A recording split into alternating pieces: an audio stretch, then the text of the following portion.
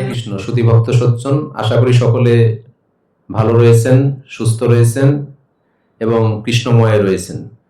তা আমরা এই 21 দিন ব্যাপী চন্দন যাত্রার আমরা মহোৎসব উদযাপন করছি। তা আজকে হলো দ্বাদশ দিন, অর্থাৎ 12তম দিন। আজকে ভগবানকে সজ্জিত করা হয়েছে রাসমণ্ডল রূপে। রাস কথাটির অর্থ আমরা সবাই জানি যে ভগবান বৃন্দাবনে রাসলীলা করেছিলেন এবং রাসলীলা করতে গিয়ে ভগবান যেই জায়গাটাতে রাস করেছেন, অর্থাৎ শ্রীমতী রাধারানী সহ সমস্ত গোপীদের সাথে যে ভগবান নৃত্য করেছিলেন, সেই জায়গাটির নাম হলো রাসমণ্ডল। তো ভগবান এখানে রাসক্রিয়া করেন এবং গোপীদেরকে বেণুবাদনের মাধ্যমে আহ্বান করেন।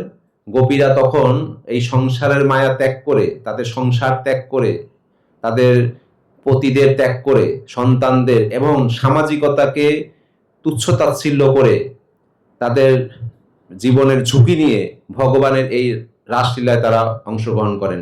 তা রাসলীলায় অংশগ্রহণ করার একমাত্র কারণই হলো যারা নাকি ভগবানের চরণে নিজেকে একবারে সমর্পিত করেছেন, অর্থাৎ 100% সমর্পিত করেছেন, সেই সমস্ত মুক্ত আত্মারা ভগবানের এই রাসলীলায় অংশগ্রহণ করতে পারে। তো ভগবান এখানে বোঝান যে এই রাসলীলায় অংশগ্রহণ করা মানে হলো ভগবানকে প্রেম ভক্তির মাধ্যমে পেতে হয়, তার কাছে আসতে হয়। সবাই এই রাসলীলা করার সুযোগ পায় না। রাসলীলায় ভগবানের সাথে নৃত্য করার সুযোগ বা অংশগ্রহণ করার অনুমতি সবাই পান না।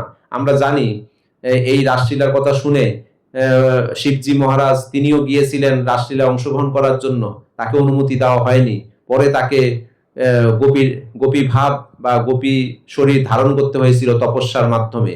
এবং অন্যান্য অনেক দেবদেবী তারা চেয়েছিলেন এই রাসলীলায় অংশগ্রহণ করতেন, তাদেরও দেওয়া হয়। অর্থাৎ ভগবান এখানে বোঝাতে চান যে আমি যে তোমার সাথে অন্তরঙ্গভাবে লীলা করব, অন্তরঙ্গভাবে তোমার সাথে সঙ্গ করব, অন্তরঙ্গভাবে তোমার সামনে হাজির হব, তাহলে তোমাকেও আমার জন্য সেই রকম অত দূর আমাদের এরকম একটা কথা আছে না যে আমরা যদি ভগবানের জন্য 1 পা অগ্রসর হই, ভগবান আমাদের জন্য আরো 10 পা বেশি অগ্রসর হন।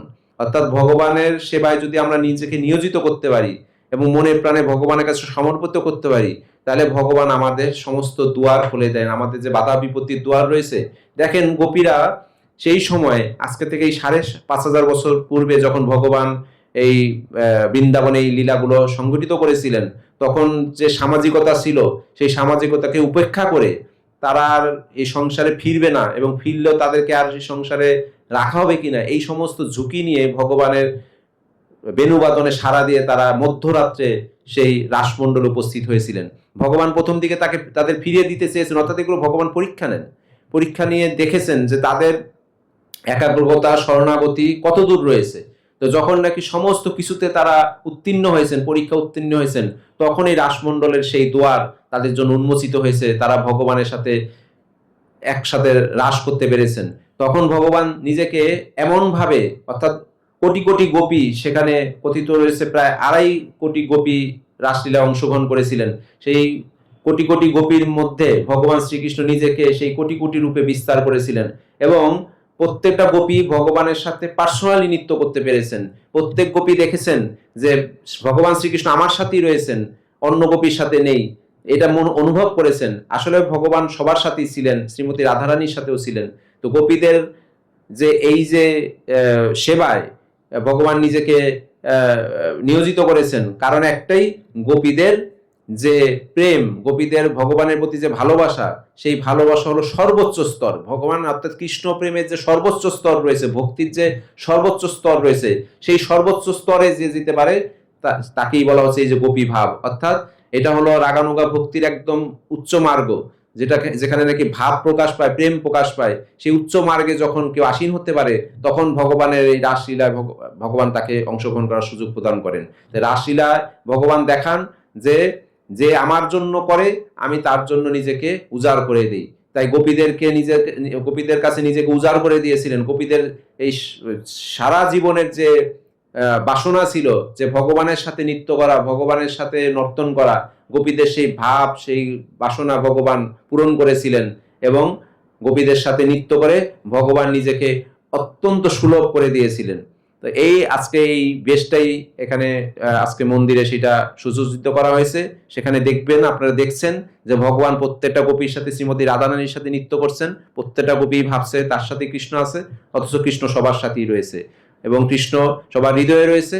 তাই এই রাসলীলার মাধ্যমে আচার্যরা শিক্ষা দিচ্ছেন যে যখন কেউ ভগবানের চরণে সম্পূর্ণ শরণাগতি করে, ভগবানের চরণে নিজেকে সমর্পিত করেন, তখন ভগবান তার হৃদয়ের আসে ভগবান তাকে প্রকাশিত করেন এবং সেখানে ভগবান তাদের সাথে নিত্য বিলাস করেন, লীলা বিলাস করেন। তো এই চমৎকার লীলা ভাগবতমে দশম স্কন্ধে 5টা অধ্যায়ে এই লীলাগুলো বর্ণনা করা হয়েছে। সেটাকে বলা হচ্ছে রাস পঞ্চদশ অধ্যায়, অর্থাৎ রাসের এই রাসলীলার 5টি অধ্যায়ে ব্যাপক ভাবে এবং বিস্তার ভাবে সেখানে সুখদেব গোস্বামী বর্ণনা করেছেন যে রাসলীলায় কি আনন্দ হয়েছিল, ভগবান কিভাবে গোপীদের সাথে লীলাবিলাস করেছিলেন। আসুন আজকে এটা আমরা দর্শন করি, দর্শন করে অন্তত সেই রাসলীলা স্মরণ করে আমরা যেন গোপীদের মতো সেই ভাব আমাদের মধ্যে আসতে পারে, সেটা প্রকৃত ভাব, দেখানো ভাব নয়। রূপ গোস্বামীপাদও তার উপদেশামৃত গ্রন্থে বলেছেন যে আমাদের এই যে গোপীদের অনুগত হয়ে সেই ভক্তিভাব আমাদের অবলম্বন করতে হবে। সেটা হলো ক্রমবিকাশের মাধ্যমে ধীরে ধীরে, কোনো রকম মানে ব্যত্যয় না ঘটিয়ে আমাদের ধীরে ধীরে এই ভক্তির ক্রমবিকাশ আমাদের গড়ে তুলতে হবে এবং তাহলেই আমরা এই রাসলীলার মর্মার্থ আমরা উপলব্ধি করতে পারবো। সমালোচনা অনেক হতে পারে রাসলীলা নিয়ে, কিন্তু সমালোচনা যারা নাকি প্রকৃত ভক্ত, যারা গৌড়ীয় সম্প্রদায়ের এই সমস্ত আচার্যদের লেখনীকে, ব্যাখ্যাকে যারা নাকি অনুধাবন করতে পারে, তাদের কাছে এই রাসলীলা অত্যন্ত চমৎকার এবং ভগবানের একটা অপ্রাকৃত লীলা হিসাবে গণ্য করা হয়।